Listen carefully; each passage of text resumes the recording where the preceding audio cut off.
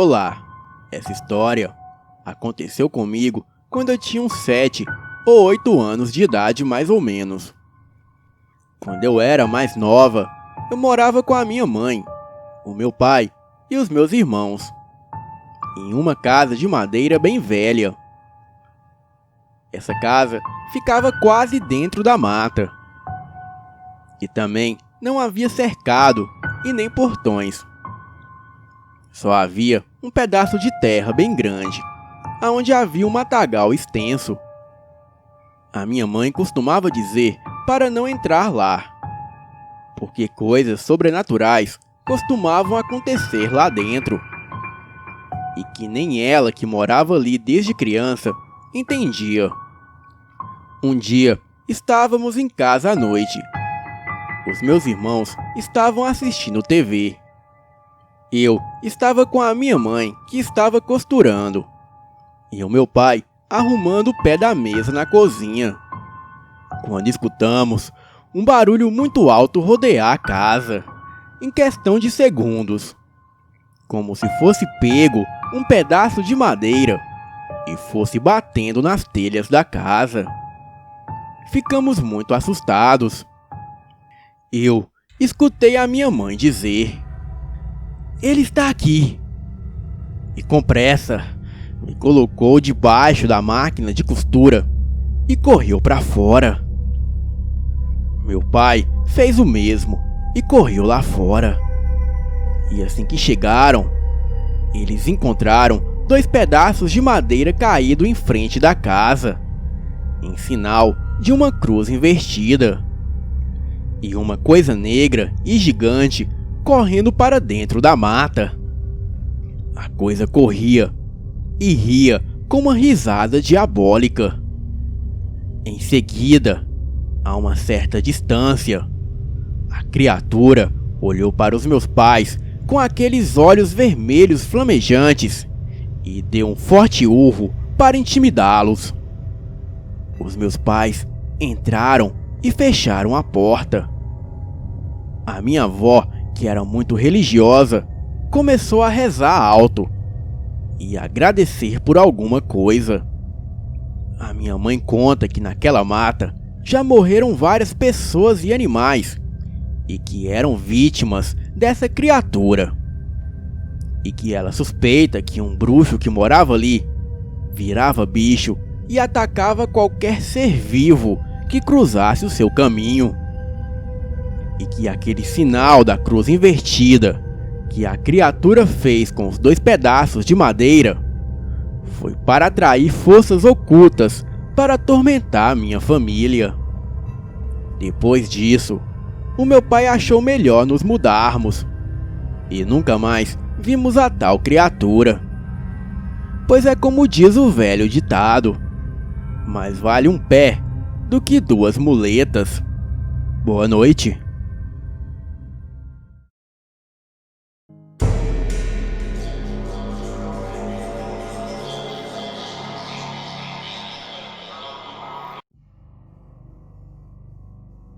Olá, vou contar algo que presenciei quando tinha mais ou menos 10 anos de idade. Hoje já tenho 32. Bom, um dia estávamos eu, uma amiga e outras pessoas brincando no nosso prédio, quando alguém veio nos contar que a mãe dessa amiga estava passando mal.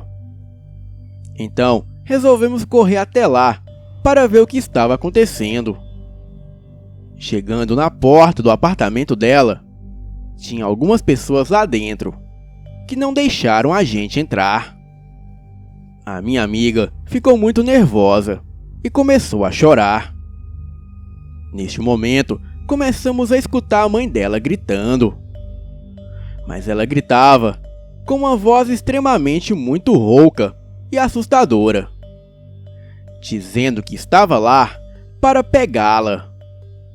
Pois ela, a mãe desta amiga, tinha prometido a alma da menina. Enquanto isso, alguns pastores tentavam imobilizá-la, e só conseguiram depois que pediu para ela ficar amarrada em nome de Deus. Então a mulher não conseguia mais se mexer e só xingava muito. Nisso, os pastores começaram a orar bastante, até ela ir se acalmando, e pediram para ela repetir o que eles falavam, em nome de Deus. Mas ela só conseguia dizer, em nome do diabo. E depois de muito tempo, conseguiram expulsar o que estava nela. Dias depois, fiquei sabendo que quando a mãe dessa minha amiga era pequena, um dia ela acordou de madrugada na casa dela e viu uma mulher vestida de preto indo em direção ao quarto dos pais dela. Então ela perguntou o que essa mulher estava fazendo lá. E a mesma respondeu que tinha ido buscar o pai dela.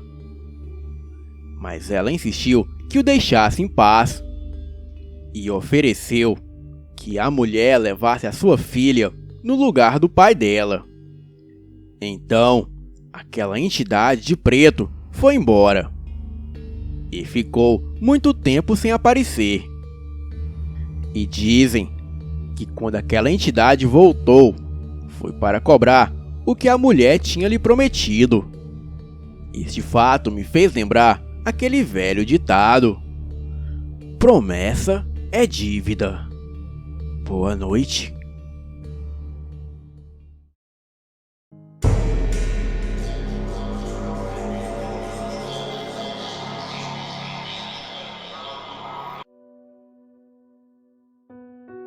Hoje irei compartilhar mais uma experiência sobrenatural que tive no ano de 2002. Na época, eu trabalhava para o Baú da Felicidade. E como de rotina, todos os dias estávamos em uma Kombi que nos levava às cidades vizinhas daqui, de São José do Rio Preto. O nosso trabalho era vender os carnês do baú. E nesse dia, fomos deixados na cidade de Barretos. Após andar muito com a minha pastinha em um sol de rachar, sem sorte nenhuma para vendas, parei em frente a uma casinha antiga, aparentemente abandonada, pois o jardim já não era cuidado há muito tempo, por haver muitos matos e plantas secas. Mas mesmo assim, senti uma vontade muito grande de bater palmas. Após bater palmas, uma senhorita bem magrinha, com vestidos amarelo e com o cabelo bem desarrumado, apareceu na porta. Aí eu disse: boa tarde, senhora. Eu vendo o carnê do baú. Posso falar um minutinho com a senhora? E ela, com um sorriso, fez sinal com a mão para eu entrar. Abri o portão com muita dificuldade, pois parecia que há tempos que não era aberto. Entrei, e chegando à porta, tive uma sensação que até hoje não sei explicar. Uma mistura de pena com sofrimento. Entrei reparando em tudo. Tinha na sala um sofá todo rasgado, e o chão estava todo empoeirado. Na cozinha havia vários pratos sujos. Tudo parecia muito abandonado. E o que mais me chamou a atenção foram as queimaduras nos braços da senhorinha. Então, preocupado, eu perguntei o que era aquilo. Ela, sempre sorrindo, e como se fosse a coisa mais normal do mundo, me respondeu que eram queimaduras de ferro de passar roupas. Depois disso, ela não falava coisa com coisa. E foi aí que percebi, olhando ao redor, que ela tinha problemas mentais. Mesmo assim, após uma pausa dela falando, continuei a minha venda. Enquanto eu falava sobre o carnê, ela olhava para mim e disse que gostava muito do Silvio Santos, mesmo depois do filho dela ter levado a TV embora. Ela não deixou nem eu terminar e queria muito o carnê do baú, pois assim ela poderia ganhar uma TV nova para ver o Silvio Santos. Aproveitei a deixa. Enquanto ela falava muito, tirei o carnê da pasta e comecei a preencher o carnê no nome dela, pois aquela seria a única venda do dia. Eu não poderia deixar passar em branco. E foi quando, no meio do falatório, ela falou que o único dinheiro que tinha era para comprar remédios para a sua cabeça. Então, com um aperto no coração, eu parei o que estava fazendo. E me lembro que a única coisa que queria era sair dali, pois fiquei com muito medo da senhorinha. Me levantei e, despedindo dela, fui direto para a porta de saída.